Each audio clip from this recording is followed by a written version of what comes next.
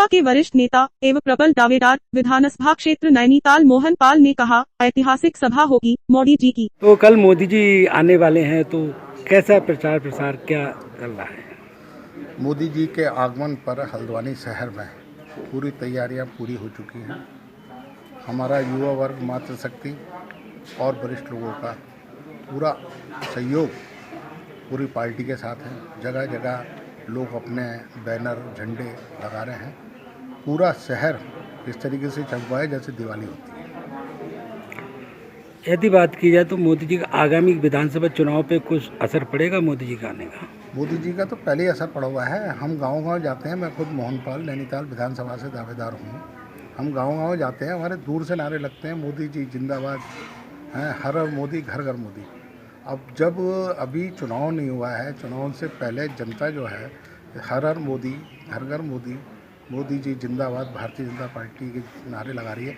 वो भी ऐसी जगह से जहाँ यशपाल जी का बेटा पिछले इलेक्शन में चुनाव लड़ा था बीजेपी से, अब वो कांग्रेस छोड़ करके चले गए हैं। तो कांग्रेस छोड़ती थी कि कोई प्रलय हो जाएगा उनके जाने से।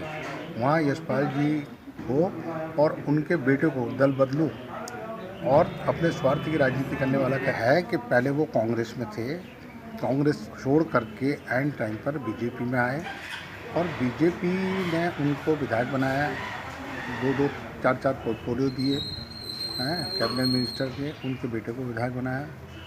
लेकिन आप देखिए ना कितना दुर्भाग्य है, 5 साल वो बीजेपी की कमाई और मलाई खाते रहे और एंड टाइम पे जब चुनाव का टाइम आया वो कांग्रेस में भाग गए, क्योंकि उनको आज दल बदलू और भगोड़े का नाम दिया जाता है।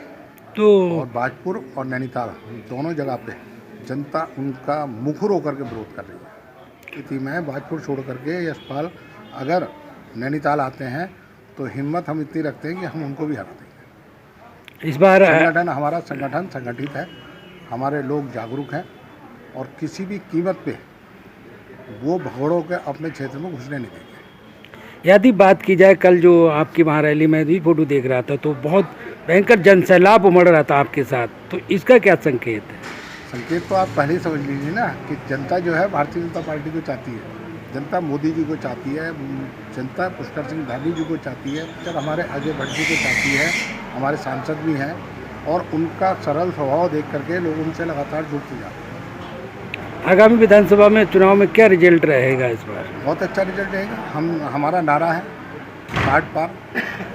हम 60 पार ग्रुप नेता है, ईमानदार नेता है, कोई ऐसा नहीं है कि खाली कहने की बात है। आप ही देख रहे हैं, आपने खुद ही कहा मेरे साथ सैकड़ों लोग थे और वाकई थे। पूरी रोड जाम हो गई 2 घंटे तक। तो ऐसा नहीं है, मतलब आज की स्थिति में मैंने आपको बताया ना, मोदी जी हैं, पुष्कर धामी जी हैं, अजय भट्ट साहब हैं, ये इन्होंने काम किया है। जनता इनके साथ है, जनता भारतीय जनता पार्टी के साथ है। हमारा कार्यकर्ता जागरूक है, हमारा कार्यकर्ता पूरे तरीके से काम कर रहा है। अभी हम देख रहे हैं पूरी विधानसभा में कहीं पर भी कांग्रेस का कोई कार्यकर्ता निकला नहीं है। उसका रीज़न यह है कि उनका मनोबल बहुत ज़्यादा गिरा हुआ है। इस बार नैनीताल से आपकी जो प्लस पॉइंट की रिपोर्टें आ रही हैं हमारे पास भी, हम भी देख रहे हैं, तो किस तरह आप इसको निभाएंगे आगे? नहीं, देखिए, बहुत बड़ी विधानसभा है, बहुत लंबी चौड़ी विधानसभा है। मैं क्षेत्र का भ्रमण कर रहा हूँ, वहाँ के जन जन से मिल रहा हूँ, वहाँ की समस्याओं को समझ रहा हूँ, वहाँ के लोगों के अपने को जानने की, बताने की कोशिश कर रहा हूँ, उनके चेहरे को जानने की कोशिश कर रहा हूँ और उसमें मैं सफल भी हुआ हूँ। इसलिए मेरे साथ लगातार लोग जुड़ रहे हैं। डिक्लेयर हो जाएगा और टिकट का होगा तो आप देखना कांग्रेस में मारामारी होगी अपने अपने लोगों को।